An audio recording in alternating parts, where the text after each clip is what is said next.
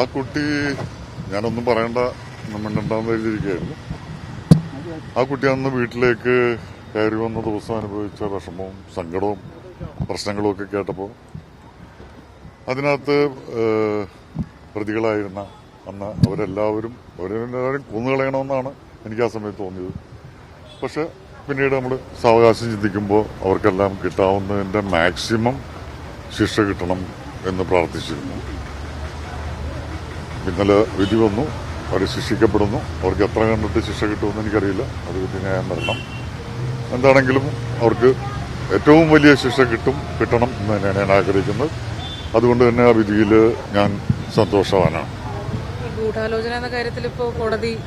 പിന്നെ ഈ ഗൂഢാലോചനയുടെ കാര്യത്തിൽ അത് പിന്നീട് ഉയർന്നു വന്നൊരു പ്രശ്നമാണ്, അതിനെ കണ്ടെത്തിയൊരു പ്രശ്നമാണ്.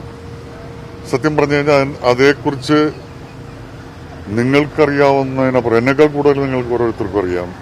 നിങ്ങളെക്കാൾ കൂടുതൽ പോലീസ് ഓഫീസേഴ്സിനറിയാം, കോടതിക്കറിയാം, വക്കീലന്മാർക്കറിയാം, എല്ലാവർക്കും അറിയാം. അതിനേക്കാളൊക്കെ ഏറ്റവും കുറവ് അറിയാവുന്ന ഒരാളാണ് ഞാൻ.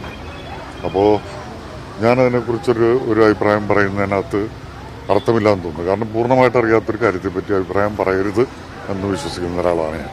ഈ കേസിനെ സംബന്ധിച്ചിടത്തോളം എൻ്റെ വശത്തു നിന്നുള്ള കോൺട്രിബ്യൂഷൻ, ഈ കേസ് തെളിയിക്കാൻ വേണ്ടിയിട്ട് എൻ്റെ വശത്തു നിന്ന കോൺട്രിബ്യൂഷൻ എന്തൊക്കെയാണോ അതൊക്കെ ഞാൻ ചെയ്തിട്ടുണ്ടെന്ന് തന്നെയാണ് ഞാൻ വിശ്വസിക്കുന്നത്.